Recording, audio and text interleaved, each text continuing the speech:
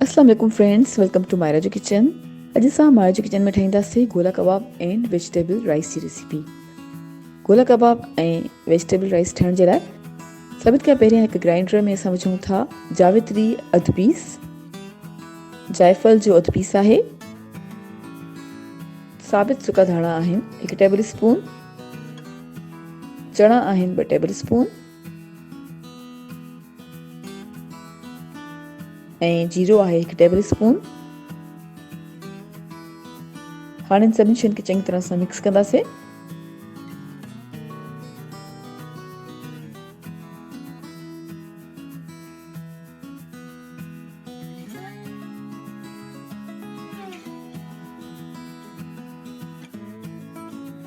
सभिनी शयुनि खे चङी तरह सां मिक्स कयो आहे। हाणे हिकु साइड ते रखूं था। हाणे हिकु बाउल में असां वटि आहे मुर्गीअ जो कीमो तक़रीबन 700 ग्राम्स। कीमे खे असां हिकु मिक्सर में विझूं था ऐं गॾु ई विझंदासीं पिसियल मसालो जेको असां वीडियो जी स्टार्टिंग में पीसे रखियो हुयो।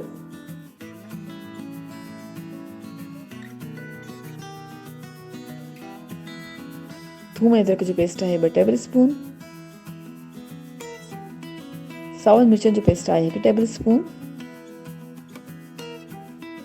लीमे जो रस आहे 1 टेबल स्पून,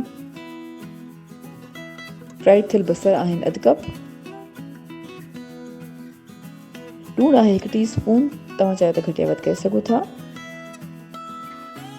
कुटियल ॻाढ़ा मिर्च आहिनि 2 टीस्पून,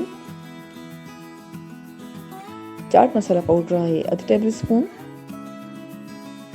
मकई जो अटो आहे 1 टेबल स्पून, खुश्क पुदीने जा पत्ता आहिनि 2 टेबल स्पून। ऐं हाणे सभिनी शयुनि खे चङी तरह सां मिक्स कंदासीं।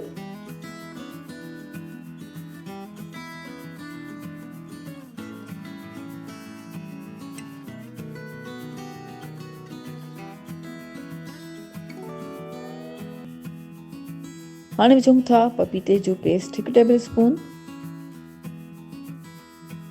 देसी घी अधु टेबल स्पून ऐं हिकु दफ़ो ॿीहर चङी तरह सां मिक्स कयूं था।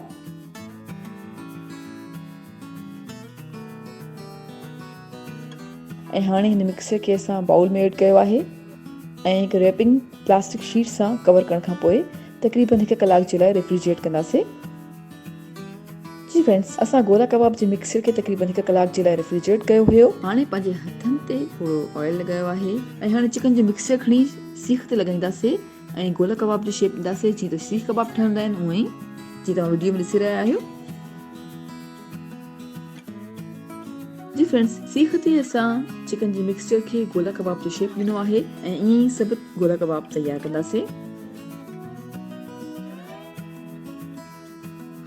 सभई गोला कबाब तयारु करण खां पोइ प्लेट में रखी छॾिया आहिनि। हाणे हिकु तओ गरम कयो आहे ऐं तए ते तक़रीबन 2 टेबल स्पून जे क़रीब तेल विधो आहे। तेल विझी चङी तरह सां फैलाइण खां पोइ हाणे असां कबाब विझंदासीं ऐं कबाब जी सभिनी साइड्स खे तक़रीबन 3 मिनट जे लाइ फ्राई कंदासीं।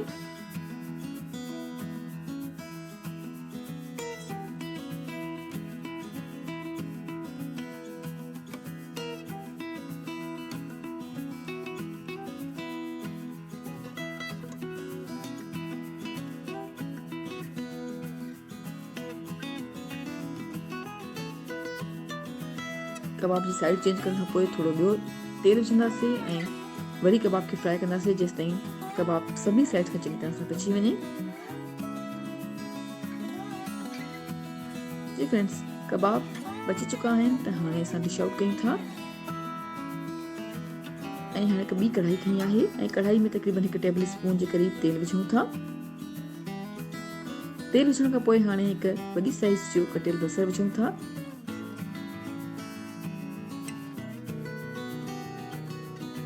बसर खे 2 खां 3 मिनट जे लाइ विचोली बाहि ते पचायूं था।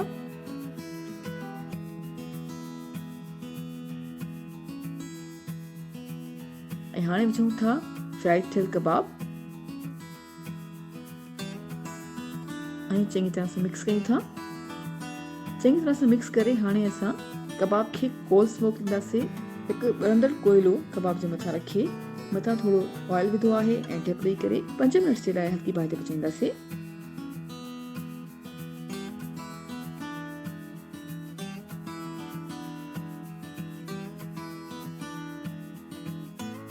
फ्रेंड्स, असां गोला कबाब खे कोयले जी धुई ॾेई 5 मिनट जे लाइ हल्की बाहि ते पचायो आहे ऐं हाणे हिकु साइड ते रखूं था।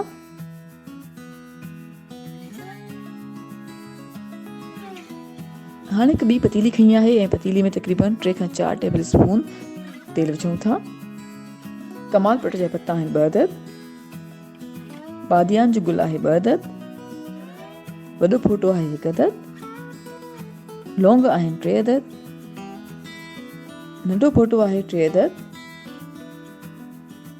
ज़ीरो आहे 1.5 टेबल स्पून। ऐं हाणे सभिनी शयुनि खे चङी तरह सां मिक्स कंदासीं। सभई शयूं चङी तरह सां मिक्स करण खां पोइ हाणे असां विझूं था हिकु विचोली साइज़ जो कटियल बसर। बसर विझण खां पोइ तक़रीबन 2 खां 3 मिनट जे लाइ विचोली बाहि ते पचाईंदासीं।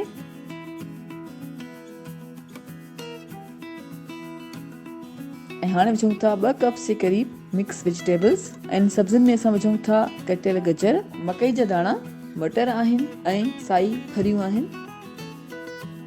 इहे सभु वेजिटेबल्स विझण खां पोइ हाणे असां तक़रीबन 1 मिनट जे लाइ सौते कंदासीं। ऐं पोइ विझूं था थूम जो पेस्ट 1.5 टेबल स्पून, अदरक जो पेस्ट 1.5 टेबल स्पून, सावल मिर्चनि जो पेस्ट आहे 1 टीस्पून, कुटियल ॻाढ़ा मिर्च आहिनि 1 टीस्पून, सुकनि धाणनि जो पाउडर आहे 1 टेबल स्पून, ॻाढ़ा मिर्चनि जो पाउडर आहे 1 टीस्पून। ऐं हाणे चङी तरह सां मिक्स कंदासीं। चङी तरह सां मिक्स करण खां पोइ हाणे असां विझूं था चिकन पाउडर 1 टेबल स्पून ऐं खुश्क पार्सले आहे 1 टेबल स्पून। इहे सभु शयूं विझी चङी तरह सां मिक्स कंदासीं। ऐं हाणे विझूं था 2 कप्स चांवर। चांवरनि खे असां तक़रीबन 1 कलाक जे लाइ पहिरियां खां पिसाए रखियो हुयो। चांवर विझी चङी तरह सां मिक्स कंदासीं ऐं तक़रीबन 2 खां 3 मिनट जे लाइ विचोली बाहि ते चांवरनि खे पचाईंदासीं। 2 खां 3 मिनट जे लाइ विचोली बाहि ते चांवरनि खे भुञण खां पोइ हाणे विझूं था पाणी 3.5 कप्स।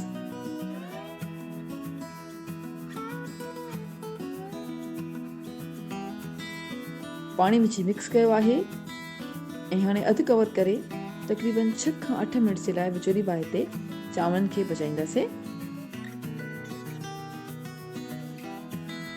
6 खां 8 मिनट जे लाइ चांवरनि खे विचोली बाहि ते पचाइण खां पोइ हाणे विझूं था लूणु 1 टेबल स्पून। तव्हां चाहियो त घटि या वधि करे सघो था। लूणु विझी मिक्स कयो आहे।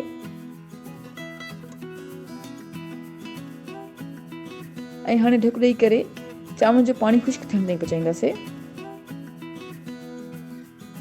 चांवरनि जो पाणी खुश्क थी चुको आहे।